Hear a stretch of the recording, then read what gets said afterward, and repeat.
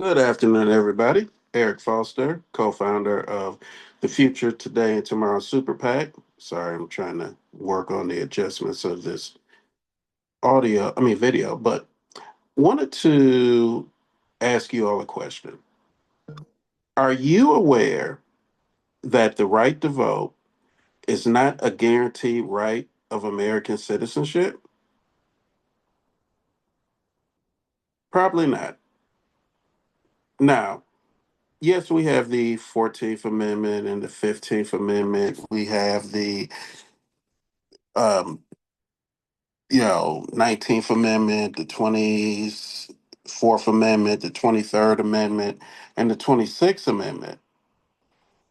But the language in all of those amendments and the language within the Constitution does not guarantee the right to vote as a right of American citizenship.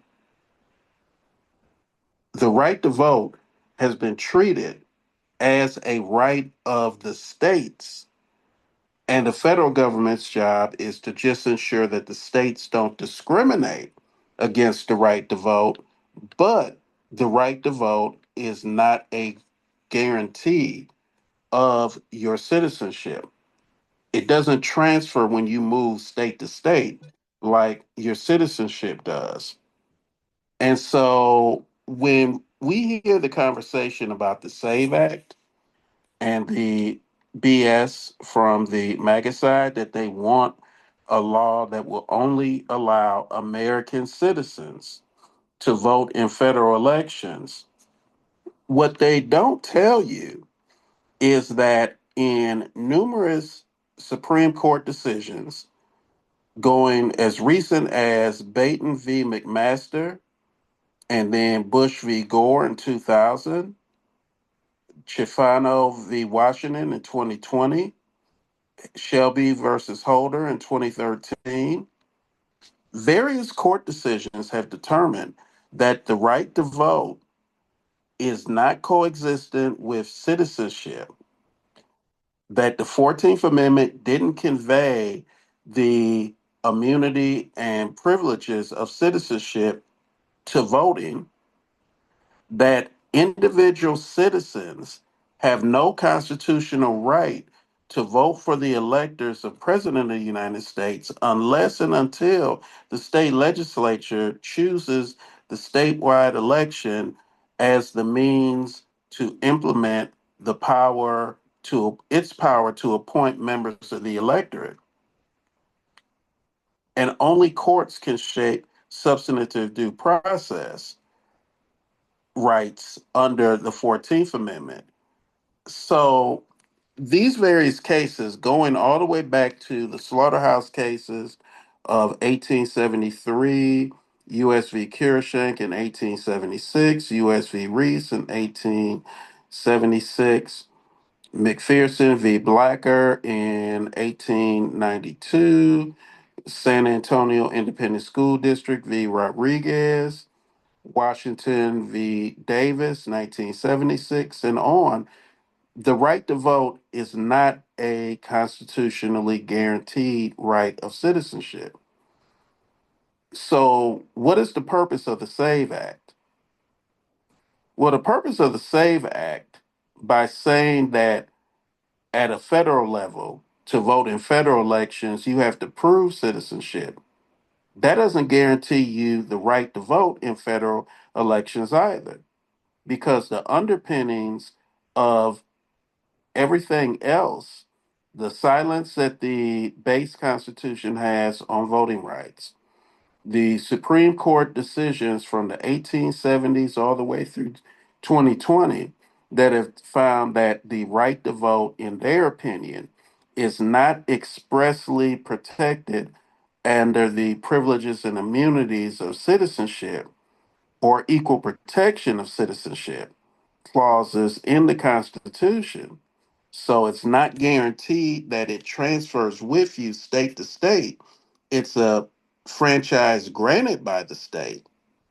Well, to that particular point, states could and do when it comes to American citizens who are convicted felons, they do disenfranchise people from having their right to exercise their vote, even though they're citizens. So, if the SAVE Act passes, and the SAVE Act requires that you have to prove you're a citizen at a from a federal level dynamic to vote in federal elections, but the particular state that you live in, because of all of these different Supreme Court decisions, decides that they want to exclude citizens from voting, which they already do, a number of states do in terms of persons with felony convictions. So you've got an underlying precedent there. It's easy to be able to see that they would take it to the next step and say that certain jurisdictions, certain geographical considerations, or other factors would also be in play to either give more weight to voters who vote for the MAGA side, or to say that if you don't meet certain qualifications, you won't have the ability to vote as well, even though you're a U.S. citizen. Now, there has been a bill that was a part of the John Lewis Voting Rights Act, which was the Right to Vote Act, which would have, at least on a statutory level, codified the right to vote as a right of citizenship instead of it being a right of the states to make that determination. But because it was unfortunately passed, I mean, tie barred to the John Wright's Voting Rights Act, and not unfortunately, so the wrong word choice, but because it was tie barred in there and didn't go as a standalone bill, it didn't have the opportunity to get a vote on its own. So, to that particular point, since you don't have that as a standalone bill, the right to vote is still left at the whims of the states, which is why you have disparity in treatment in state governments. Some states that have expressive freedom and protections to allow citizens to have the most expansive rights to vote and ways to vote, and other states that have extreme restrictions on citizens' ability to exercise the right to vote. But it all goes to that fundamental piece that voting isn't a right of citizenship. Now, we can correct this, and I would encourage Democratic and pro democracy folks to really push the Right to Vote Act as a standalone bill, because at least that will statutorily codify the right of every American citizen to vote as a right of citizenship, which means it extends both the Privileges and Immunities Clause and the Equal Protection Clause to your right to vote, regardless of what state you live in. Right now, the SAVE Act is bullshit because all it does is it standardizes and says that citizenship is required, but it doesn't prevent new forms of discrimination against certain citizen classes. And because we already discriminate in a number of states against American citizens who have felony convictions, even after they leave jail, that states that don't have an automatic restoration of the right to vote in their particular state, the pathways to say that certain classes of citizens won't have the right to vote is pretty easy. And I don't see this Supreme Court actually doing anything with that, especially considering not, well, especially considering that members of this Supreme Court, including Thomas, well, actually Thomas, because I think he's the only one left, were a part of the Bush v. Gore decision in a concurrent but dissenting opinion from the five majority who wrote, and no, Alito wasn't a part of that because he wasn't on the court at that time.